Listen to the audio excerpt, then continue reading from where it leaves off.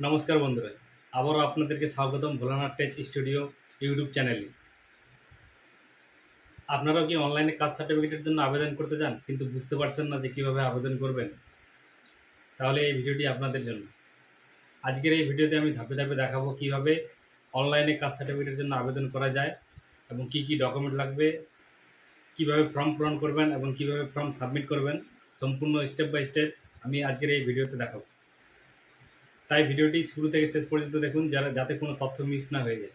আর হ্যাঁ, চ্যানেলে যদি নতুন হয়ে থাকেন তাহলে চ্যানেলটিকে সাবস্ক্রাইব করে পাশে থাকা বেল আইকনে ক্লিক করে নোটিফিকেশন অল করে দেবেন এবং ভিডিওটি যদি ভালো লাগে তাহলে বন্ধুদের সঙ্গে শেয়ার করে তাদেরকেও ইনফরমেশন দেওয়ার চেষ্টা করবেন। তো চলুন আজকের এই ভিডিওটি আরম্ভ করা যায়।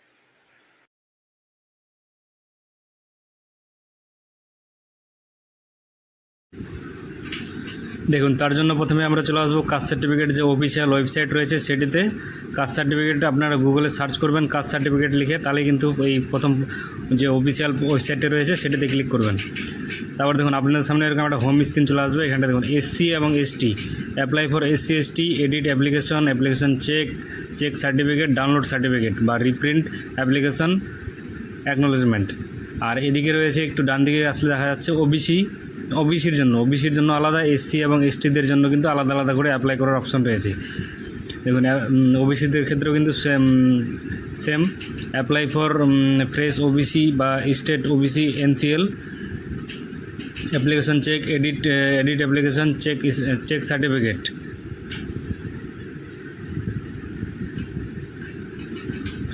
তো আমরা যে একটা এসসি সার্টিফিকেটের জন্য অ্যাপ্লাই করব, তো আমরা প্রথমে চলে আসবো অ্যাপ্লাই ফর নিউতে। তারপরে কিন্তু আপনাদের সামনে এরকম একটি পেজ ওপেন হয়ে যাবে। এখানটা প্রথমে আপনাদের যে ডিস্ট্রিক্ট রয়েছে সেই ডিস্ট্রিক্টটি সিলেক্ট করে নেবেন। তারপর হচ্ছে সাব ডিভিশন, আপনাদের ক্ষেত্রে যেটা হবে সেটি সিলেক্ট করে নেবেন। তারপরে হচ্ছে যদি শহরাঞ্চল হয় তাহলে মিউনিসিপ্যালিটি, যদি গ্রামীণ অঞ্চল হয় তাহলে কিন্তু ব্লক সিলেক্ট করে তারপরে আপনাদের ব্লকটি সিলেক্ট করে নেবেন। তারপরে হচ্ছে গ্রাম পঞ্চায়েত বা ওয়ার্ড, গ্রাম পঞ্চায়েত বা ওয়ার্ডের নামটি সিলেক্ট করা হয়ে গেলে এখান থেকে কিন্তু সাবকাস্টটাকে আপনাদেরকে সিলেক্ট করতে হবে। আমি যেহেতু আজকে শিডিউল কাস্ট সার্টিফিকেটের জন্য অ্যাপ্লাই করছি, তো এখানটা সাবকাস্ট হিসেবে এখানটা রাজবংশী হবে। তারপর হচ্ছে আবেদনকারীর নাম লেখা হয়ে গেলে আবেদনকারীর বাবার নাম, তারপর হচ্ছে আবেদনকারীর একটি মোবাইল নাম্বার এবং ইমেল আইডি, যদি ইমেল আইডি থাকে তাহলে দেবেন, নাহলে তো কোনো দরকার নেই। তারপর হচ্ছে কী বলেছে অ্যাট লাস্ট ওয়ান ডকুমেন্ট, এখানটায় আপনারা ভোটার কার্ডের নাম্বার বা আধার কার্ডের নাম্বার দিতে পারেন যে কোনো একটা। তারপর হচ্ছে আবেদনকারীর এখান থেকে জন্ম তারিখটা সিলেক্ট করে নিতে হবে, এরকম একটি ক্যালেন্ডার শো হয়ে যাবে। তারপরে এখানটা কিন্তু আবার ডিস্ট্রিক্ট সিলেক্ট করতে হবে। তারপর হচ্ছে পুলিশ স্টেশন, তারপর হচ্ছে শহর হলে শহরের নাম বা গ্রাম হলে গ্রামের নাম।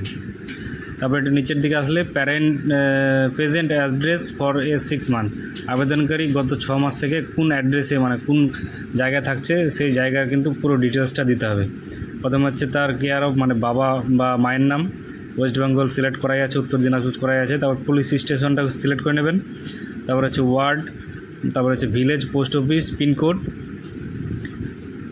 দেওয়া হয়ে গেলে তারপর দেখুন ডান দিকে পার্মানেন্ট অ্যাড্রেস, আবেদনকারী কি আপনারা যে আবেদনকারীর এখানটায় অ্যাড্রেসটা দিলেন সে কি এখানটায় পার্মানেন্ট অ্যাড্রেস, তাই যদি ইয়েস হয় তাহলে ইয়েসের উপরে ক্লিক করবেন, যদি নো হয় তাহলে কিন্তু নো করে আবার এখানটায় অ্যাড্রেসটা ফিল করবেন। তারপর হচ্ছে রিলিজিয়ন, তারপর হচ্ছে জেন্ডার, পুরুষ নাকি মহিলা সেটি এখান থেকে সিলেক্ট করে নেবেন। তারপর হচ্ছে ব্লাড রিলেশন ডিটেলস, আপনি আপনার বাড়ির কাস্ট সার্টিফিকেট দিয়ে আপনার সার্টিফিকেটটি অ্যাপ্লাই করছেন তার ডিটেলসটা কিন্তু এখানে ফিল করতে হবে। তো তার জন্য প্রথমে দেখুন বলা হচ্ছে কাস্ট সার্টিফিকেট হোল্ডার নেম, তারপর হচ্ছে সার্টিফিকেট নাম্বার হয়ে গেলে কত তারিখে সেই সার্টিফিকেটটি ইস্যু হয়েছে সেই ইস্যু ডেটটি কিন্তু এখান থেকে সিলেক্ট করতে হবে। তারপর হচ্ছে রিলেশন উইথ অ্যাপ্লিক্যান্ট, মানে আপনি যে যার সার্টিফিকেটটি দিচ্ছেন তার সাথে আবেদনকারীর কী সম্পর্ক সেই সম্পর্কটা কিন্তু এখান থেকে সিলেক্ট করতে হবে।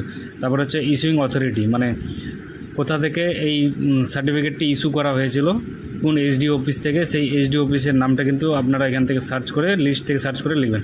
তারপর বলা হচ্ছে ডিটেলস অফ 2 লোকাল রেফার্স, এখানটা কিন্তু আপনার যদি গ্রামে থাকেন তাহলে গ্রামের দুজনের ডিটেলস নাম এবং তার সম্পূর্ণ ঠিকানাটা কিন্তু দিতে হবে।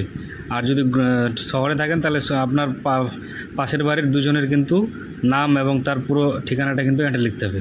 সব কিছু লেখা হয়ে গেলে 7 কন্টিনিউতে ক্লিক করবেন। 7 কন্টিনিউতে ক্লিক করার পরে কিন্তু আপনাদের কাছে একটি পরবর্তী পেজ ওপেন হয়ে যাবে। তো চলুন আমি এটাকে আগে ফিল করে নিই, ফিল করে তারপরে পরবর্তী পেজে দেখাচ্ছি। দেখুন পরবর্তী পেজে কিন্তু এখানটা বলা হচ্ছে অ্যাপ্লিক্যান্ট ফটোগ্রাফ। আবেদনকারীর কিন্তু একটা এখান থেকে ফটো সিলেক্ট করে এখানটা আপলোড করে দেবেন। তারপর হচ্ছে এখানটা কিছু ডকুমেন্ট চেয়েছে, এখানটা কিন্তু আপনাদেরকে এইভাবে একে একে সিলেক্ট করে নিতে হবে। আমি প্রথমটাতে ভোটার কার্ড করলাম, তারপরে এজ প্রুফ হিসেবে আধার কার্ড, ফটো আইডেন্টি ডকুমেন্ট আধার কার্ড করেছি, প্রুফ অফ সিটিজেনশিপে আধার কার্ডই করব। তারপর হচ্ছে proof of residence in West Bengal, এটার হিসেবে আমি আধার কার্ডই দিলাম। তারপর হচ্ছে প্রুফ অফ লোকাল রেসিডেন্ট, আধার কার্ডই দিলাম। তারপর হচ্ছে ভোটার কার্ডের নাম্বার কিন্তু এখানে দিতে হবে। যদি আবেদনকারী 18+ হয় তাহলে তার নিজ সেলফ সিলেক্ট করবেন, তার নিজের ভোটার কার্ডের নাম্বার দেবে। যদি 18 বছরের নিচে হয় তাহলে কিন্তু বাবা হলে বাবা, ফাদার নাহলে মাদার, যে কোনো একজনের ভোটার কার্ডের ডিটেলসটা কিন্তু দিতে হবে। তারপর হচ্ছে ডিটেলস, এখানটা হচ্ছে ডকুমেন্ট নাম্বারগুলো কিন্তু এক একে সবগুলো ঘরে কিন্তু বসায় নিতে হবে। বসানো হয়ে গেলে এখানটায় যে ক্যাপচারটি শো করছে সেই ক্যাপচারটি ফিল করে সাবমিটে ক্লিক করবেন। সাবমিটে ক্লিক করার আগে কিন্তু এই পেজটিকে একটা প্রিন্ট আউট করে রেখে দেবেন। এটা কিন্তু পরে যখন আপনারা হার্ড কপিটা জমা করবেন তখন কিন্তু এই হার্ড কপিটাতে এই পেজটা কিন্তু লাগবে। সাবমিট করা হয়ে গেলে দেখুন আপনাদের সামনে কিন্তু এরকম একটি পরবর্তী পেজ চলে আসবে। এখানে কী লেখা আছে দেখুন, your application has been submitted successfully. Application নাম্বারটি আপনার শো করবে, আপনি যে আবেদন করলেন তার একটা অ্যাপ্লিকেশন নাম্বার জেনারেট হবে। আর নিচে বলা হচ্ছে click here two fill up application form. আপনি যে ফর্মটি ফিল আপ করলেন সেই ফর্মটি কিন্তু এখানটায় ক্লিক হেয়ারে ক্লিক করে ডাউনলোড করে নেবেন। ডাউনলোড করে যে কোনো সাইবার ক্যাফের দোকান থেকে কিন্তু প্রিন্ট আউট করে নেবেন। আর তারপরে নিচে দেখুন বলা হচ্ছে ভিউ অ্যাকনোলেজমেন্ট। আর অ্যাকনোলেজমেন্টটা কিন্তু আপনার ক্লিক হেয়ারে ক্লিক করে ডাউনলোড করে নিয়ে সেটিকেও কিন্তু প্রিন্ট আউট করে নেবেন। ডাউনলোড করা হয়ে গেলে কিন্তু আপনাদের যে আবেদন ফর্মটি সেটি কিন্তু এরকম দেখতে হবে। দেখে নিন, এখানটা আপনি যে আবেদন করলেন সেই আবেদনকারীর ফটোটি ডান দিকে শো করবে এবং যে ডিটেলসটা ফিল করলেন সেই ডিটেলসটা কিন্তু পুরোটাই শো করবে। আর অ্যাকনোলেজমেন্টে কিন্তু হচ্ছে আবেদনকারীর ফটোটা ডান দিকে শো করবে এবং এখানটা অ্যাপ্লিকেশন নাম্বারটি শো করবে, নাম এবং তার বাবা বা মায়ের নাম, তারপর হচ্ছে পুরো ঠিকানাটা কিন্তু এই স্লিপটাতে শো করবে। তো আপনারা এইভাবে এগুলো, তো আশা করি বন্ধুরা বুঝতে পেরেছেন কীভাবে কাস্ট সার্টিফিকেটের জন্য আবেদন করতে হয় অনলাইনে। আর হ্যাঁ, শুধু আবেদন করলে কিন্তু হবে না।